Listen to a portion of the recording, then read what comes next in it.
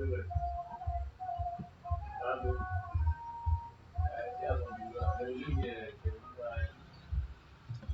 bienvenue dans ce cours dédié voilà, la formation du JavaScript.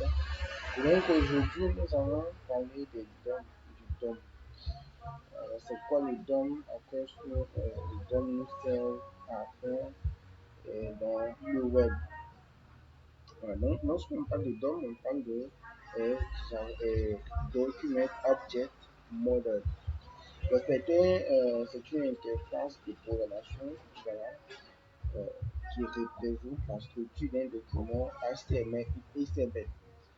Donc, cette structure-là se fait sous forme d'arbre. Donc, c'est de ça que nous allons parler. Et nous avons conçu ensemble ce petit site-là pour voir que nous allons utiliser tout au long de notre formation en cette semaine. Voilà, donc nous avons vu cela hier. Voilà, donc ici, ce qui va nous intéresser, ce n'est pas de répondre encore comment on peut créer ce site, mais c'est de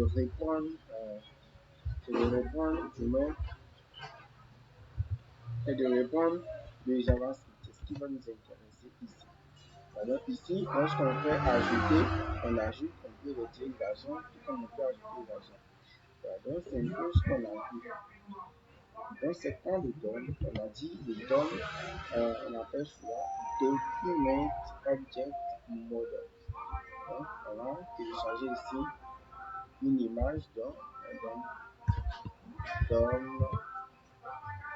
JS, image illustrator. Voilà.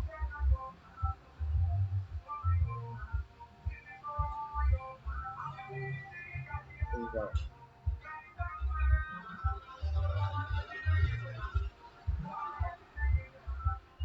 Donc voilà ce qu'on appelle DOM. L'image n'est pas claire, on va prendre une image qui est un peu plus claire.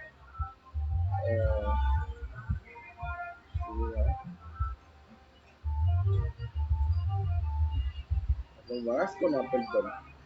Ici, on a le document qui représente ici notre page web. Et ici, dans le document, on a le HTML, le head, on a la balise body et tout ça. Et qu'est-ce qui se passe? Lorsque nous venons ici dans notre HTML, le site que nous avons conçu hier, ce qu'on remarque, c'est qu'on a notre page web qui est là. C'est en l'occurrence qui est le HTML. Dans le HTML, nous avons le head. Dans le HTML, on a le head. Et dans le head, on a la balise qui est là. C'est-à-dire, on a des balises qui sont là. Donc, c'est comme ça que ça se présente. On a le document HTML head. Et donc, le head, les éléments en forme qui sont dans le head là, c'est en fait, ça se fait sous forme d'arbre. Donc, on va voir cette structure un peu comme ça. Un peu comme ça. On a le HTML. Après, on a le head. On a le head. On a également, on a le head ici. Et dans le head, on a également l'HTML, c'est-à-dire d'autres balises. Donc, dans le head, on a encore 3 balises. Voilà.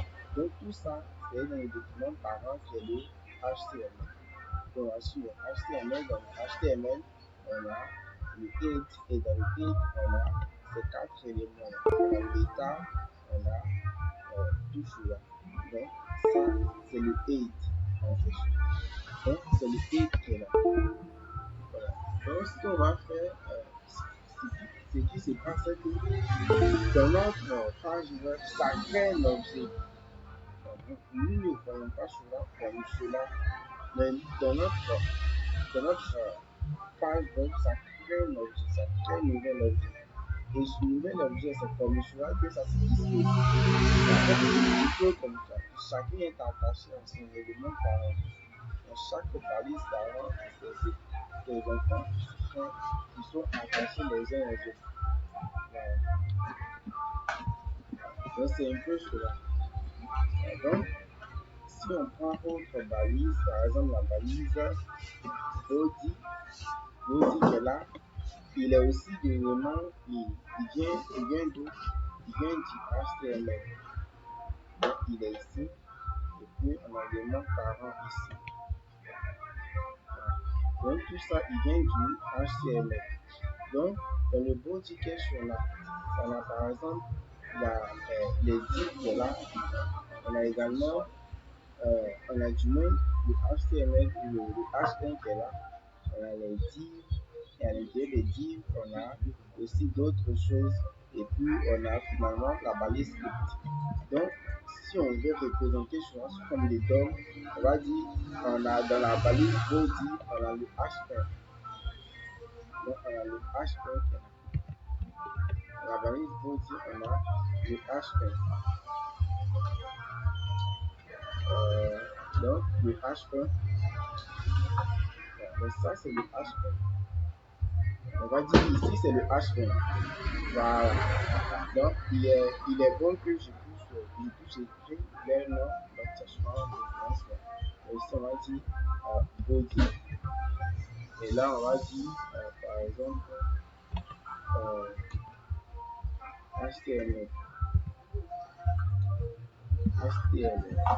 Et là on a le head. On a le head comme cela.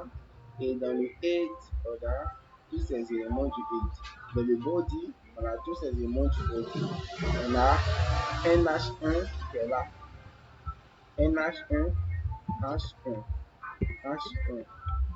Et dans l'H1, on a quoi? Dans l'H1, on a. Dans l'H1, on a ce test qui est là. Dans l'H1, on a ce test qui est là. On a ce test qui est là. Et de même pour après l'H1, on a une autre balise différente qui est la balise div. On a 6. Donc on a une balise parente qui est ici la balise div. Donc div ici. Et dans div, on a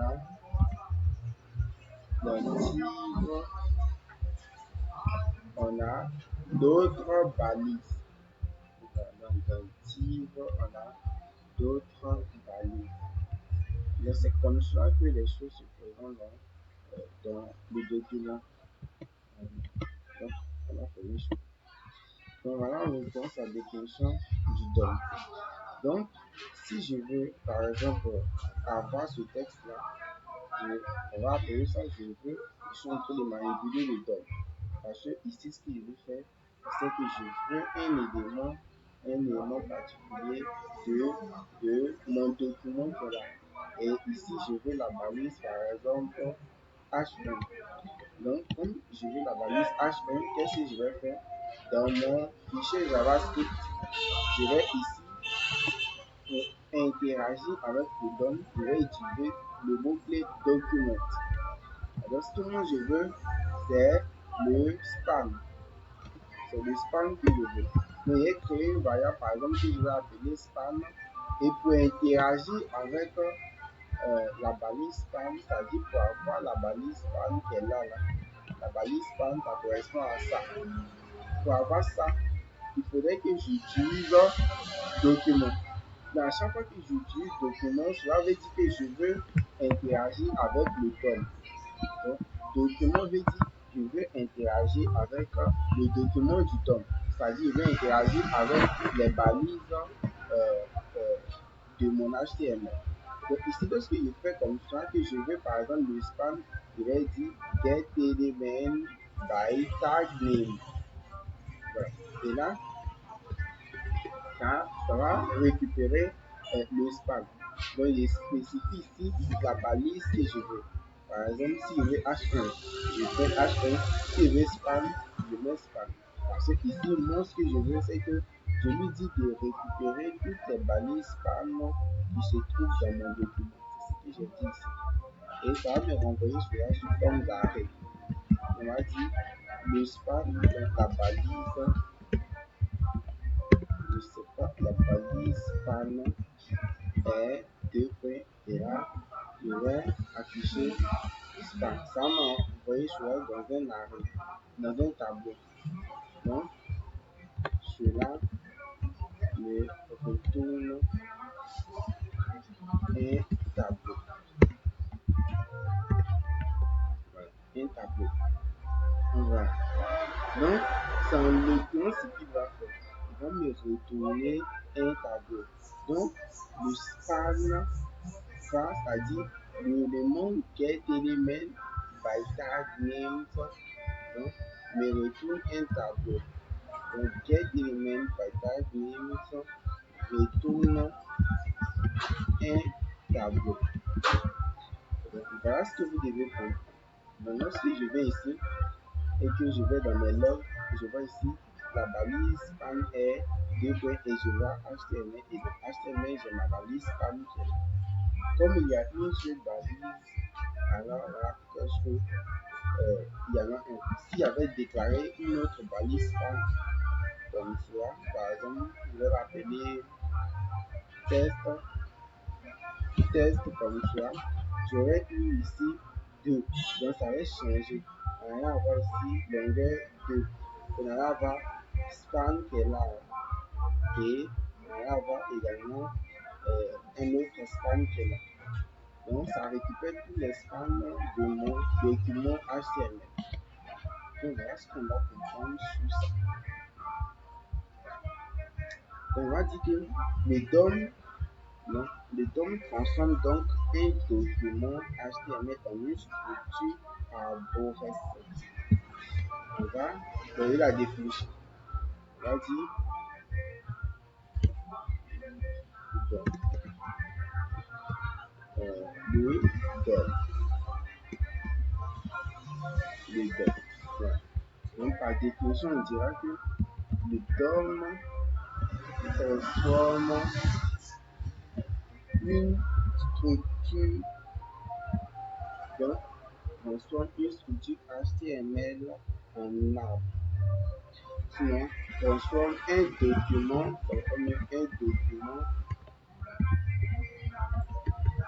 HTML en une structure arborescente. En une structure arborescente. Voilà. Où chaque élément est un nœud. Voilà. Voilà. Donc voilà un peu ce qu'on doit comprendre sur le DOM.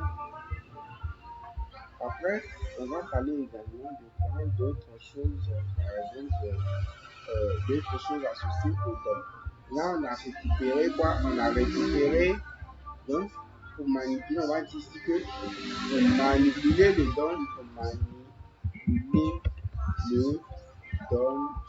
on utilise document point quelque chose.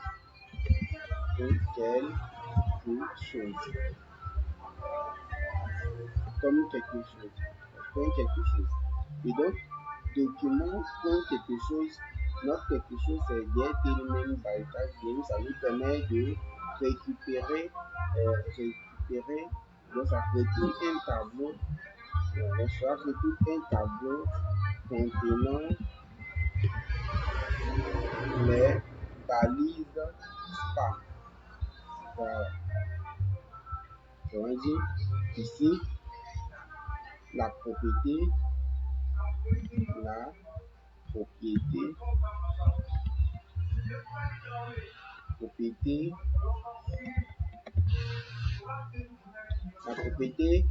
get element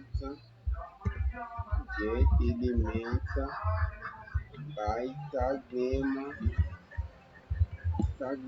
il retourne un tableau contenant tous contenant toutes les balises. Toutes les balises HTML. Voilà. Donc, voilà un peu ce qui se fait. Dans l'intérieur, à l'intérieur des parenthèses, on spécifie le type de balise que nous pouvons récupérer dans notre document HTML. Voilà. Et si nous avons envie de modifier, vu que ça nous retourne un tableau, si nous voulons, par exemple, nous avons par exemple plusieurs spans. On a plusieurs spans. Et moi, ce que je veux, c'est le premier span qui est là. Vu que c'est un tableau, je peux accéder à ce span. Je fais donc un tableau et je me récupère 0. Je prends l'index 0. L'index 0 va me retourner le premier span qu'il va trouver. Donc, s'il y a 1000 spans dans mon document HTML, il va me prendre le premier span qu'il y aura. Voilà. Mais on va en revenir plus tard. Voilà. Dans la propriété également, la propriété get element by class name. Donc, ça retourne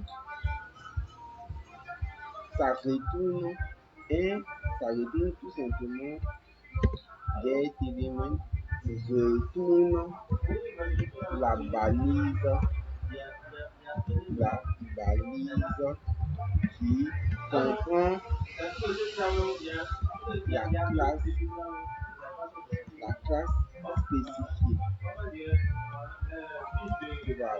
Exemple, si par exemple nous voulons ici récupérer la balise span et qu'il y en a plusieurs ici, vu que notre balise span a une classe, c'est-à-dire un attribut classe qui a valeur et alors je peux dire const span et par exemple, je peux l'appeler count égal à document get element by class name by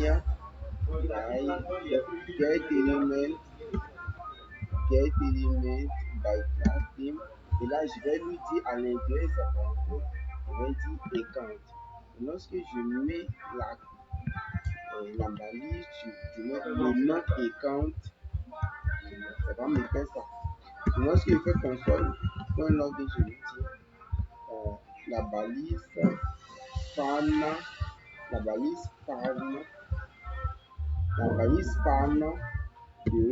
la classe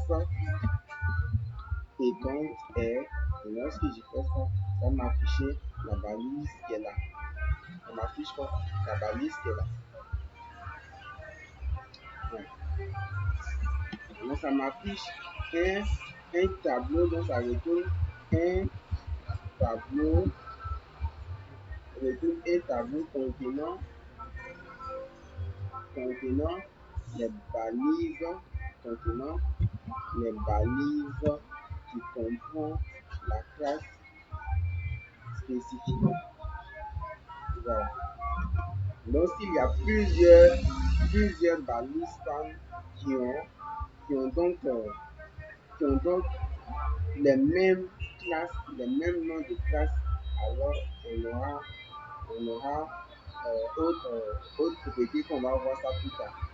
Voilà. Donc maintenant qu'on a ici le span, si j'ai envie de modifier la valeur qui est là, ce que je vais faire, vu que le span me renvoie ça, ce que moi je vais faire, c'est de modifier la valeur qui est là. Donc je vais dire span account point et lorsque je fais cela, je vais dire par exemple, pour me récupérer le premier élément. Le premier élément, c'est quoi? C'est solde 0. Donc, il me récupère le premier élément. Fais cela, je vais dire items et je vais dire 0. Lorsque je me dis 0, je vais dire de me récupérer le premier élément. Et ce que tu vas faire, c'est qu'il faut changer la valeur. Donc, change la valeur. On va dire texte content. On va prendre texte content. On lui dit change la valeur du span item 0, c'est-à-dire de ce span, change sa valeur à solde égal à par exemple ça. Donc immédiatement il va changer ça à ça. Donc vous voyez, il change ça à ça. Donc même si je n'ai pas mis ça, que je mets comme ça, il change immédiatement à ça. Donc c'est ce que ça veut dire. Donc ça aussi, on peut le réécrire autrement. On peut écrire ça comme ça. Mais on peut écrire ça aussi autrement. C'est-à-dire venir ici et mettre un tableau.